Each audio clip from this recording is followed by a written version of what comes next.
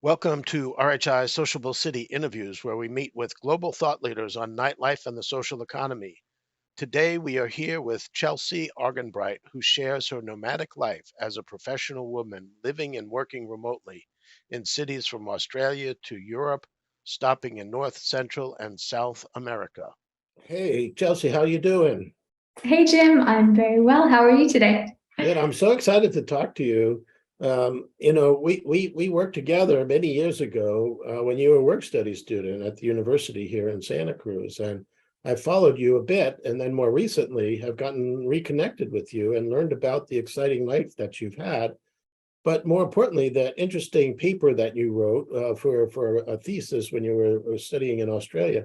Can you just, before we move into other conversation, but what exactly was the basis of that thesis? Yeah, so basically, I wanted to study how architecture can incorporate nature in order to facilitate people's wellness and well-being. And it's basically being able to allow for strategies within design, architecture, and planning so that people can feel more well within their mental health and their physical health, and hopefully allow planning and architects to be able to facilitate that. So my paper was on oceanophilia specifically, so how coastal communities can facilitate this well-being by particularly integrating people with oceanophilic projects and activity. It's being able to connect with their more feelings. So it's feelings based and emotive, and you want people to feel connected to nature. And when they feel emotionally connected, then they're going to feel better within themselves and happier and more whole. Well, I understand you've lived quite a traveling life, and you've been in countries and cities all over the world.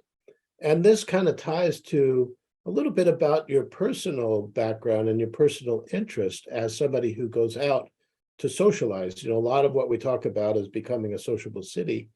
But you're a young professional, you're traveling, you're a woman, you're traveling alone, you have to find places to socialize, and but you have some unique needs when you travel. You have some personal choices in terms of what you eat and what you drink and the type of environment that you're looking for. Can you kind of encapsulate just who you are as a group, if we were to categorize you as a consumer?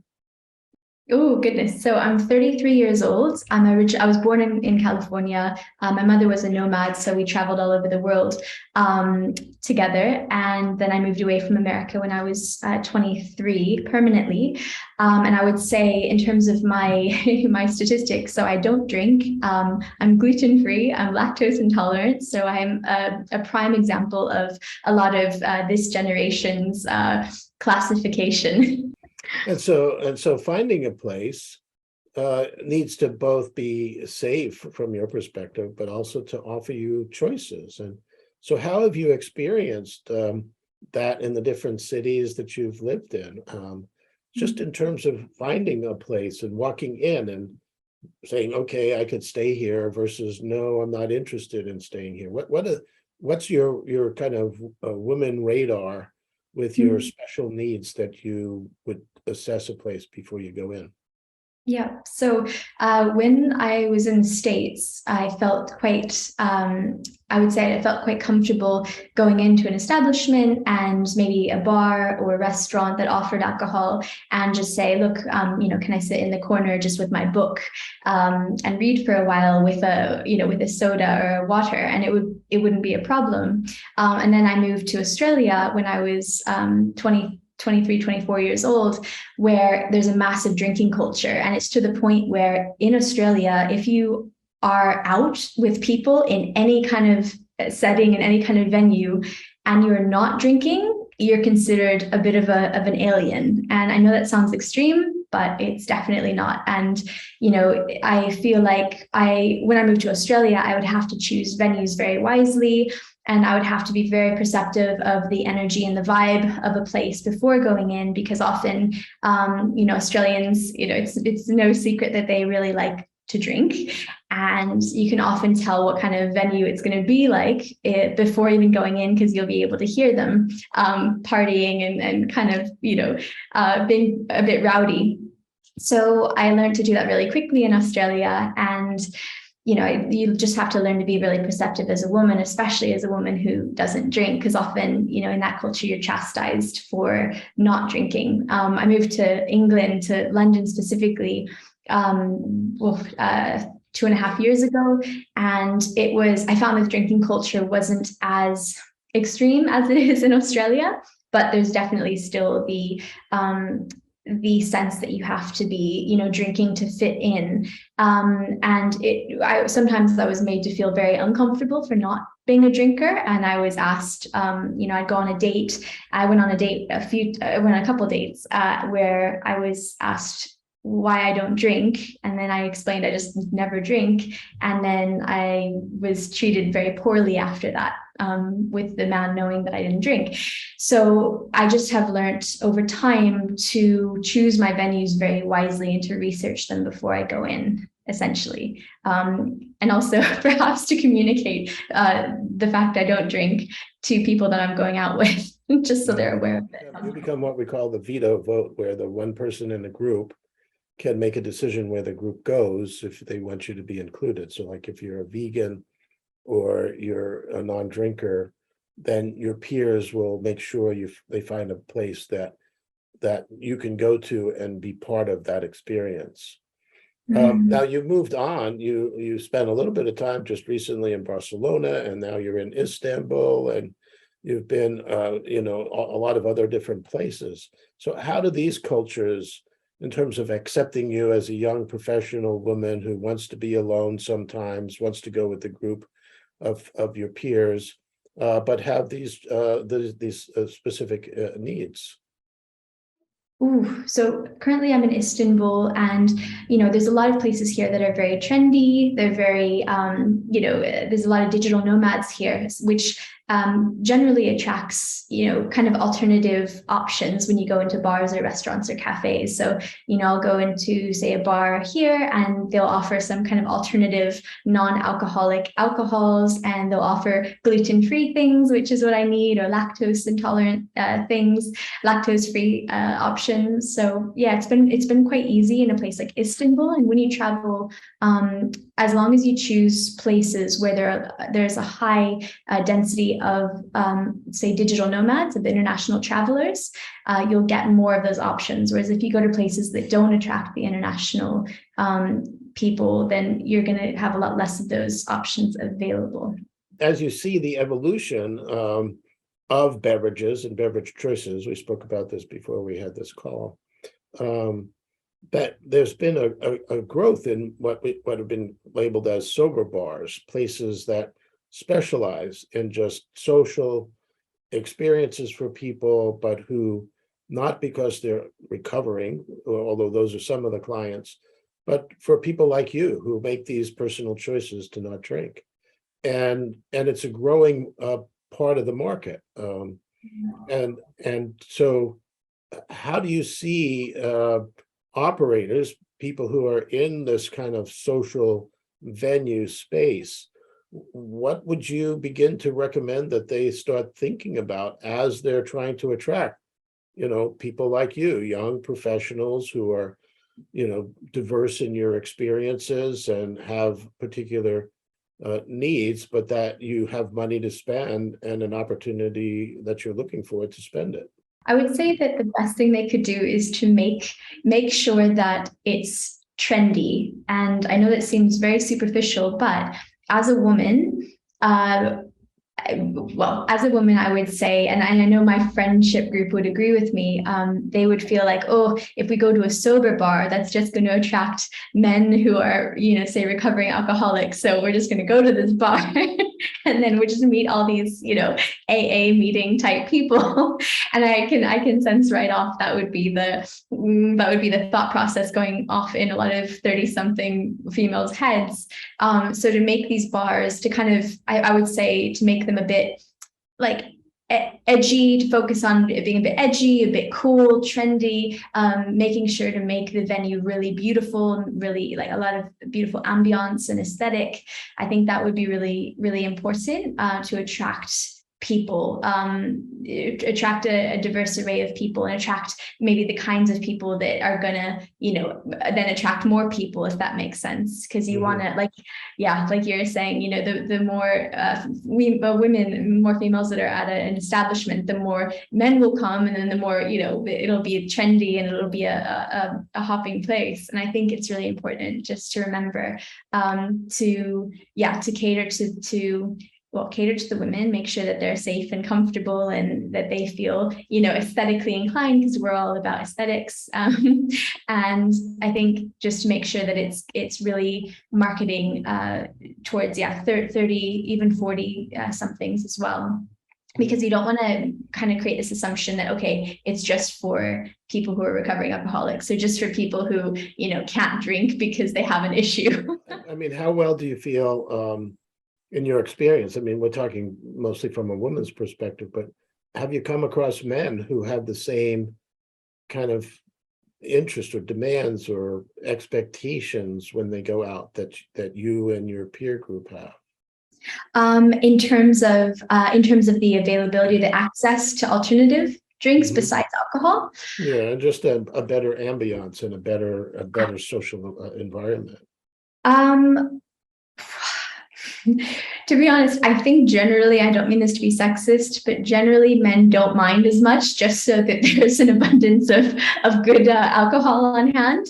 I think women are much pickier. I think men just want the alcohol to be there and they want the women to be there generally. And this is just speaking from my experience. Whereas women, it's very much, we're very picky. My God. I lived in Mallorca for a while, and I remember my female friends and I in Mallorca, we'd only go to these spots that were very, beautiful and very upscale and quite like lavish inside, and it just felt good to be in there. And if there were men in there or not, it didn't matter, but we just wanted the vibe. Whereas I think men they have different interests. Well, it's funny when Alicia, right? And so we've worked over the years to identify what women want and what men want, and we have the list of what women want. They want clean, equipped restrooms, they want alternative beverages, they want drink menus, they want temperature control, they want a big dance floor space, and the list goes on and on and on. So then we say, and so what do men want? Beer, women, sports, more beer. Yeah. Exactly. Yeah, I forgot the sports element. That's huge. Yeah. In the UK, I realized that definitely. In London, it was like, whoa, it's incredible. People will go just, like you're saying, for the beer and the sports. I think in the UK, they care less about the women, just so the sports are there. So what I hear you saying, in a way, with the paper that you wrote and this whole idea of planners, more generally speaking, about connecting the external environment to the needs of the people, and that incorporating nature in a lot of ways to that. You're speaking in the same way as it relates to inside the venues. But we also spoke earlier about how just getting to and from the venues, your perception as a woman may be different than a man. And so what are some of the variables as you leave your place what are the decisions you make in terms of navigating the area, and what makes you feel less safe as you're navigating the journey? The second that my girlfriends and I step outside of an establishment, like I said, usually I would never be drinking. My girlfriends would be, and I would be the one to make sure, okay, are they getting into an Uber? We'd all stick together until everyone gets into an Uber or people know their way back. I lived in safer areas where it wasn't such an issue for women to go off at, 2 a.m. back, walking 30 minutes home. And I'm living in Barcelona now, which, you don't want to go anywhere, at midnight alone, basically, as a woman. So it's dependent on the area, but obviously the more dangerous an area is, the more it's important to be able to have accessibility to Uber or Lyft or Cabify or whatever app it is, so that the person can get home, or just so that the girls can stick together and make sure that they all get home safely. That's the main thing, I think, is access. And the thing is, obviously, more cities are becoming less car driven. And so I think, these districts where it's just pedestrianized. And so then that kind of does create an issue in a weird way. Say, for instance, in Barcelona, there's a lot of Barcelona is pedestrian only, and in some of the more dangerous areas like Raval, which is in the center of the city, but it's getting more violent and more theft and more dangerous as time goes on. There's an issue there because it's all alleyways, very high buildings, small alleyways, and you have to navigate around these alleyways getting out of a bar sometimes. And, you can't just have an Uber pick you up in the alleyway because it's pedestrian only. And yeah, so it's in cities like that, that's an issue. So it's more important for women to stick together and just to make sure that they watch out for each other in these kinds of places. We're getting close to the end here, and I just wanted to kind of encapsulate this in what I heard you saying. And you've gone from the study of the relationship of planning to the ocean and nature and creating social experiences with exercise on the beach and yoga sessions where you're able to watch the sunset by the ocean, things that really connect people to nature. And then you migrated, in terms of the way we talked about today, to taking some of that to your experience when you go out to socialize in a space, but also that space has to be part of a larger environment that makes you feel comfortable going and coming from that space. So it's not what the venues can do to attract your demographic to come to their internal space, but those venues have to be part of a larger plan of creating a natural environment that makes people want to be in that space before they get to go and socialize and have a drink or listen to music and everything else. So is that a good way to summarize the way your research and your thoughts have come together as it relates to socializing? Yeah, I think it's a wonderful way to put it. Absolutely. I mean, everything is integrated at the end of the day, and everything's connected. And yeah, like you're saying, especially for women, obviously for men too, but especially for women, we need to make sure we're comfortable and safe in a place. Like you said, that's one of the foundational elements. So if we don't feel safe going somewhere, we're not going to go there. And then the nightlife district is going to lose money because they're not going to have our our business. So yeah, I think that's one of the foundational elements, is to make sure that people and women are safe getting to a venue and leaving a venue, and that they're being attracted in a way that, it's covering all the bases, it's covering all the foundations, it's covering safety and the convenience and the offering as well, and offering enough, whether it's services or options such as non-alcoholic beverages or gluten-free options, whatever it is. But yeah, those bases need to be covered. Definitely. Well, this has been a great conversation. We're going to end, but stick around for a second. We'll conclude. But really, this was great being able to talk to you, and I wish you luck in your travels. I'm going to have to get a world map with pins on it to just put where you are, Yeah, I do too, to remember sometimes. All right. Well, thanks for this conversation, and I look forward to meeting you again one day. Thank you, Jim. I appreciate it. Thanks for your time as well. It's been fun. Bye.